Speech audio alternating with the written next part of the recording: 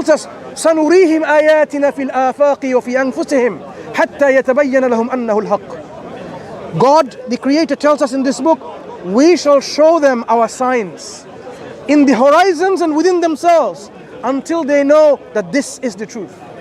Because the book has to tell you and convince you it's from God, right? Otherwise, you might pick a Harry Potter and say, this is from God. Quran convinces people when they read and investigate it that it has to be from our originator, our God. Because otherwise, people can fall into the prey of worshipping and following anyone and anything, right? People can follow any book and think it's from God. And give you peace. Peace that comes from God. So any book which is from God must provide evidence for its divine origin. The Quran says this is a book. لا يأتون بمثله. No one can imitate it. No one can bring anything like it. For the 1440 something years has passed, no one is able to bring a chapter like the Quran. Why is it so impossible? Shakespeare can be imitated, Beethoven can be imitated, but the Quran cannot be imitated in the style, in the linguistics, in the stylistics. So this is a hallmark, a seal from God that this is from Him. So that in your heart you know it's from God. That you know you're not being conned or deceived. That you're not being fooled. That you know that yes, when you use your mind and your heart and your critical thinking, you investigate, you explore, you know that this book indeed is from God. Then you will have the contentment and the peace in your heart to follow this book. You know, yes, I can surely follow this book of what it says to me, and I know what's going to happen to me because it describes me what's going to happen when I die. That it's not going to be the worms that will come and eat me only and that's it. There will be another life. God will recreate us again with another life. Some people used to think, even today, how can you be brought back to life again? When we are rotten, flesh and bones, how can we be brought back to life again? In the Quran, God gives us so many reasons for us to think otherwise. God says, the one who created you first time is not able to bring you back again second time? Of course. Creating first time is difficult. Doing it again is not difficult. The one who brings fire from green trees is able to bring you back. Yes. The one who created you in the womb of your mother in several stages of creation, one creation after the other in different stages, describing how you were born, and now we know that's the case. He will create you again second time. He says, look at this. You think He can't bring you back? He says, بَلَا قَادِرِينَ عَلَىٰ أَن نُسَوِّيَ بَنَانَا. He's able to bring you back even to the tips of your fingers. What's so special about it? What's so special about the tip of our fingers? Unique. Mine is different than yours. That's why in forensic science, we use fingerprintings as an evidence. Yeah? If I find the fingerprintings of some individuals in the crime scene, murder and the knife or whatever, we say this is the individual that's done it. Because his fingerprint is not going to match yours or mine. Okay. God is telling us He will bring back as unique as we are, resurrected again. Yeah, He's able to do so. Not only that, He says, look how He brings from the barren, dry land. Have you ever been to a land which is totally dry? The earth is split dry. And then a season of rain comes and sprouts all these plants and herbs and trees from nowhere. Dead land, and you can see life coming forth. So God is saying, even though you're dead, He will resurrect you again. Not only that, it's not impossible, it's easy for Him. Okay. And not only is easy, this is demanded by justice. Okay. Aren't there people who live this life and they kill people, they murder people, they commit genocide, ethnic cleansing, horrible things, and they live like a king and they die like a king? Where is justice? They get away with it. They die and they get away with it. Where was justice done? Justice is not done. So justice itself demands that there must be a day of judgment in which all of us are recreated, and we will then account and be responsible for all our actions and all our belief. We stand in front of God, and God will judge us fairly and justly. So anyone who's done something wrong, even the Quran says, فَمَنْ يَعْمَلْ مثقال ذرة خَيْرًا يَرَى وَمَنْ يَعْمَلْ مِثْقَالَ ذَرَّةٍ شَرًّا يَرَى. Whoever has done an atom weight of good, a weight of mustard seed, a good, you will see it. If you have done something bad, even to the weight of a mustard seed or an atom, you will see it. Meaning, He will take account of every action you do. If you found a money bag, purse, with a lot of money, and then you took it and used yourself, you will have to account for it. It wasn't yours to begin with. Did you wait and find out, and did you ask, oh, has anyone lost this money, this book? Or did you just founders keepers, like they say? You will be accountable for every single penny. So Islam is such a system of justice and fairness that you realize that even if I were to pick a thorn, an obstacle from the road so that people don't get hurt, that is a good action, and God will reward us. Even if I were to smile at my brother, how are you? That becomes part of worship. Because my brother may be suffering for something, whatever, and by me smiling at him, it has given him comfort. So all of these actions, this is a good actions, and we are going to be rewarded. Anything that we do, good or bad, we will see it. So Islam considers this life in which we live our life as a test. That is the distinction between every other people. They think you just live your life and that you die, that's it. No, we live our life as a test, and we will be judged for everything that we do. And if we are successful in following God in the best of our capacity, believing in Him and doing God's works, like as I said, be nice, be kind, be just, and so on, right? Then the reward is there in the day of judgment. We will be in a place of eternal happiness, joy, bliss, tranquility, comfort, contentment. You know, sometimes you feel so much comfort and contentment. This place is the eternal bliss. But those who become arrogant, those who are stubborn, knowing the truth and they don't want to follow God and to thank and be grateful to God, and they become a rebel against God, and they don't acknowledge Him and associate partners with God, they will be in a place of torment, punishment, suffering. And I'm telling you, it is such a suffering that even you would not even your enemy to go there. Such an evil torment and suffering. Quran says, in fact, when the people are thrown into the hellfire because of their arrogant disbelief, and as often as their skin is roasted and burnt, do you know what happens? God gives them fresh skin so that they can feel the chastisement, the punishment, the pain. God is giving a threat about an impending punishment for people not to go to hellfire, but He's also already establishing proof for His threat. Do you know how He does that? What happens when we burn? You have several degree burns. First degree burn, second degree burn, third degree burn. You know about that. When we burn, you can have a little bit of burn and you still feel so much pain, right?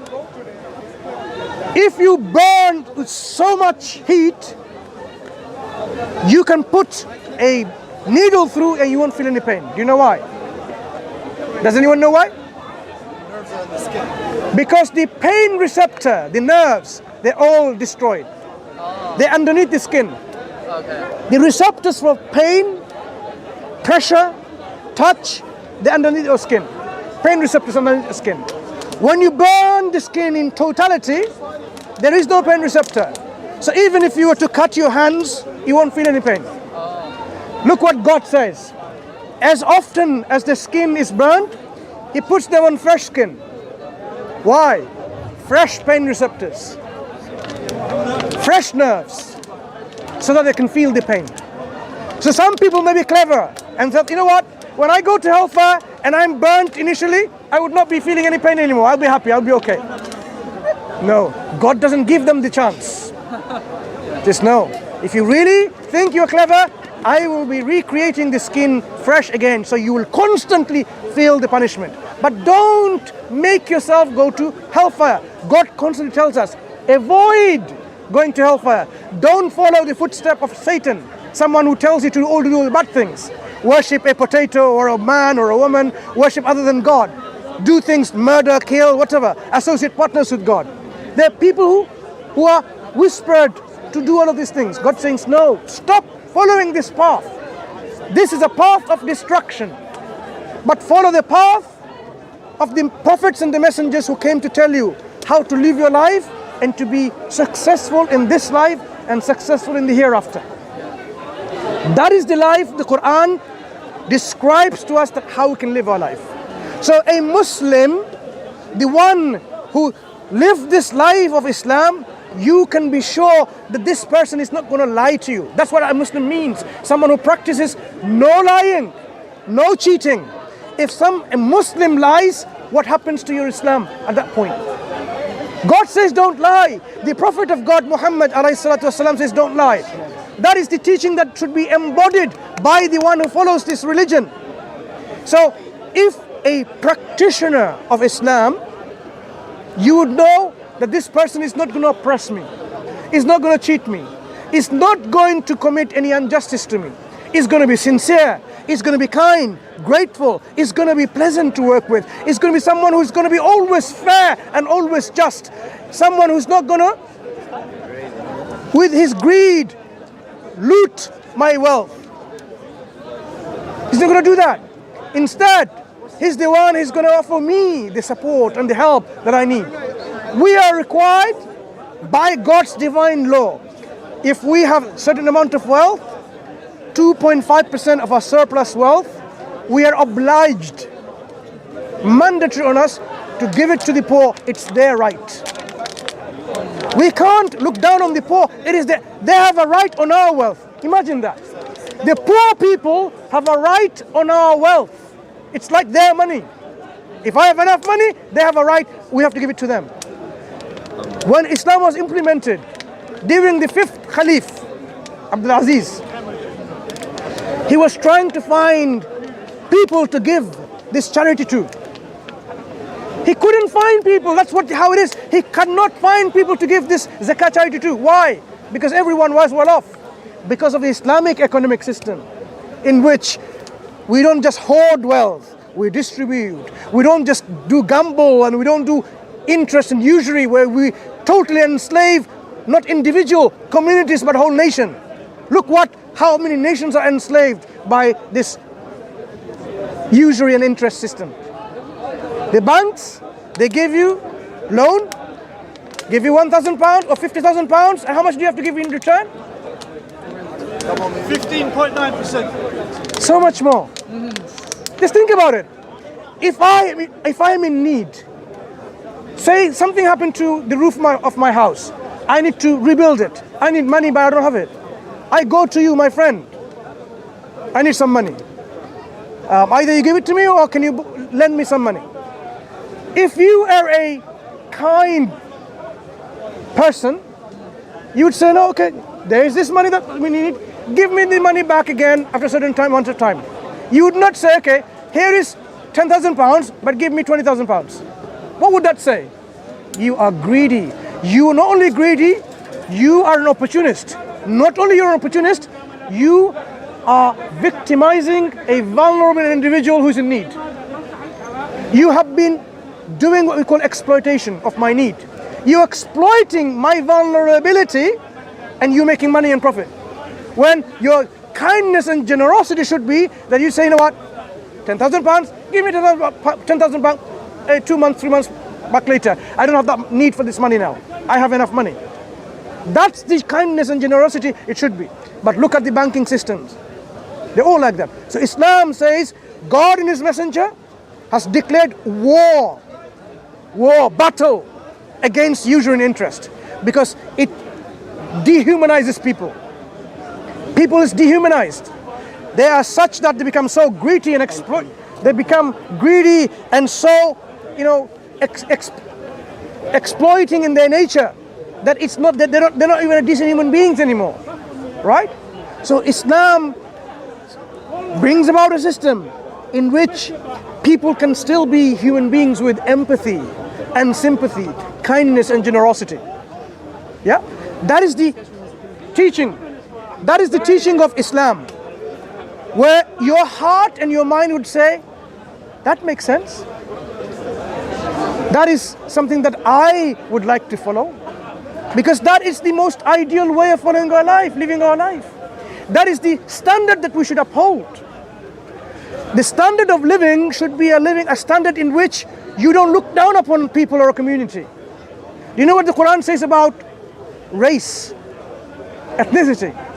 The Quran says God created human beings in different languages and colors, in communities, so that we can recognize each other.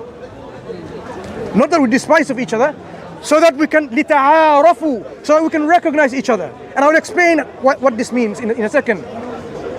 And the most honorable, إِنَّ أَكْرَمَكُمْ عِنْدَ اللَّهِ أَتْقَاكُمْ, the most honorable, most best person among you is not the one who is most wealthiest. It's not the one who is white or black or Chinese or Pakistani or Indonesians, whatever. It's not the one who is beautiful. The most honorable individual in the sight of God is the one who is pious, God conscious, the one who is righteous. So the distinction between our races, because you know what, I am from a higher race called the Aryans. No such thing in Islam. No such thing as a superior race called the Arabs and the non-Arabs. Prophet Muhammad sallallahu alaihi wasallam, do you know what he said in the last sermon? He says, hear this clearly. There is no superiority of an Arab over a non-Arab.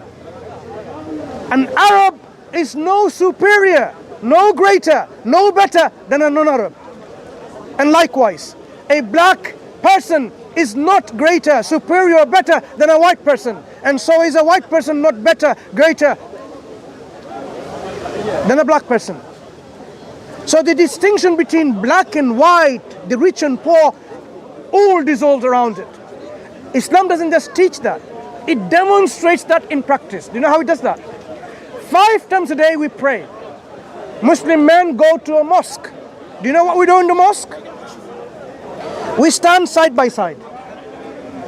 He may be the king or the president. I may be a cleaner of the streets. He may be an emperor, whatever. He may be so rich. All of us stand in one line, shoulder to shoulder, with making no difference between us, praying to God, saying we are all equal in the sight of God. Not only that, the greatest gathering on earth is called the Hajj, pilgrimage. That is going to be in about what? 2 weeks? Do you know what you will see? You will see a practical demonstrations how the unity and brotherhood or the sisterhood of humanity, where every human being, every male, for example, will wear 2 pieces of clothes, not sewn together, stitches. 2 pieces of clothes, he will wear the same, I will wear the same. He may be the king of Saudi Arabia. Because of security reasons, he might have guards, but technically I can stand in front, next to him, side by side, and pray to God. Same clothes, nothing else. 2 pieces of clothes on our body, making sure that we don't demonstrate any kind of distinction and differentiation between who we are in the eyes of God. That is a practical demonstration of the unity and brotherhood, that we don't look down upon someone because, oh, where are you from, brother? Saudi Arabia. I'm not from Saudi Arabia. I'm not going to put him down in any way, shape or form, neither can he. The moment I know he's a Muslim and he knows I'm a Muslim, guess how we feel?